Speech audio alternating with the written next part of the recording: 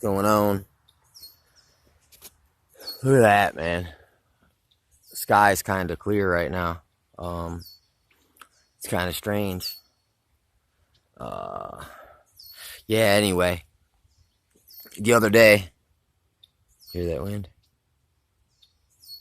The other day, I heard the Bible. Not sure which book it was. I think it was the Book of John, but one of them, one of the Gospels. John the Baptist says, "What come ye to see? A reed shaking in the wind?" I thought maybe that meant initially that maybe it's like we're out in the boonies, and I know y'all city folk don't come out here for nothing unless it's important, and then you're showing up out here where I'm at. So uh, this is John the Baptist, and then I kind of like seen this other aspect of it, and maybe it was kind of like this. Maybe John the Baptist knew they were gonna kill him, and he was like, in a way, he's like, "What come you come to? What do you expect to see me out here cowering in fear?" And and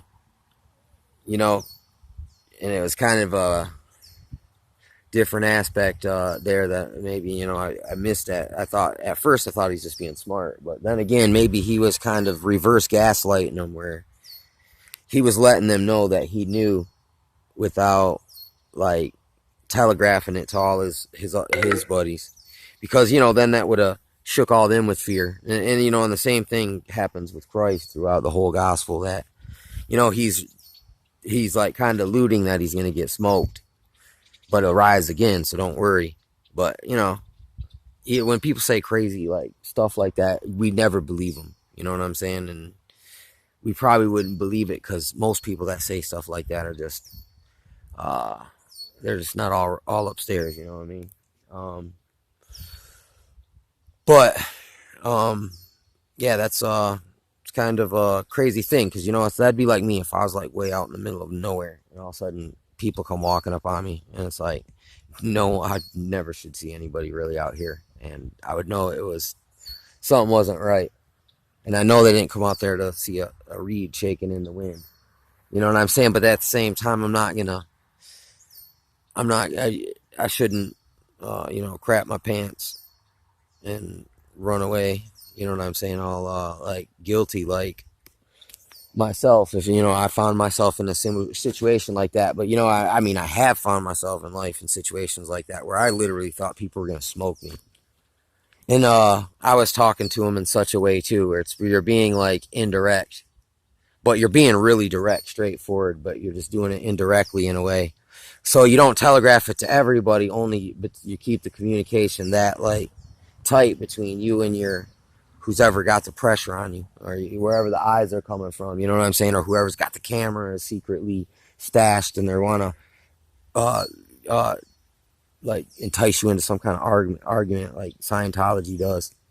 Freaking you know yeah, you got to be like, wise as a serpent, man, and harmless as a dove, because it's like literally like there's countless videos on the internet where someone was not wise as a serpent, and they appeared to not be harmless as a dove, so they got the whammy,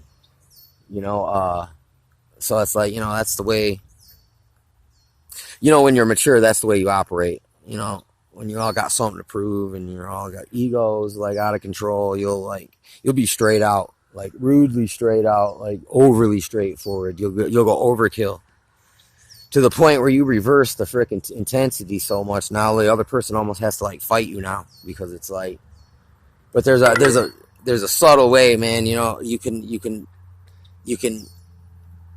think it out a little bit before you speak and say it properly, the best possible way, where you convey the most amount of info or like communication data with the least amount of wasted energy, kind of, and at the same time, and you're being like outright, but you got to do it in such a way as if like you live in 1984 and Big Brother is listening So when you got to speak in such a way, if you used to come straight out and say certain things, like, yeah, man, the Messiah is coming. Well, the world leaders now would think that means that you're, oh, no, these are runaway citizens. They don't believe they belong to us anymore. And they would be like, well, maybe we should just assassinate this guy before we lose all our following.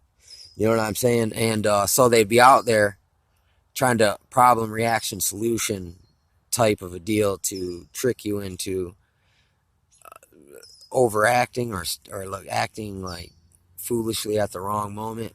And then they could capitalize on that. Like they could say, he's going for his gun, but you didn't have a gun on you. But if they make you move in such a way that you look like you might be kind of threatening, like these people are all like under this kind of like they come there with this like adrenaline kick in that they know they're up to some kind of ambush. So it's like by the time they actually come out and show what they're gonna do, they're coming out like full blast. And by that time, it's like, you know, it's kind of like a log rolling down a hill, man. Once it starts going, it's not gonna stop until it stops, and you can't make it go back up the hill. You know, once it's came down, man. If you look at the sun a little bit for a minute, man, it starts to kind of glow pink and pulsate. It's weird. But I noticed this too. It's like, you know, if you kind of look towards the sun, but you got to squint your eyes a little bit so you don't take the full blast in your eyes. And then you look directly up at the sky, you can spot out any plane. Something moved over there. You can spot out a plane that's white, like it'll just stand out after you look directly at the light for a minute. It's kind of a little trick I've learned in my sky watching. You know, yeah, man, that's the thing right there. You know, you get this quick eye, man, to like pick up on stuff like these people don't belong here. There's trouble here. Yeah, there's them same people be giving me trouble. They're up to something, and it's like you got to know when to kind of like to play it cool. You know what I'm saying? And chillax a little bit and let them kind of uh, lead you around. But look, you kind of yeah, since they're up to something, man, they're like overly focused, and it's like, and it gives you these opportunities to kind of like, yeah, it's kind of like a bull rushing in, and you're the matador that when you dangle the thing, the cloth, and then as it comes running in, you kind of move out of the way.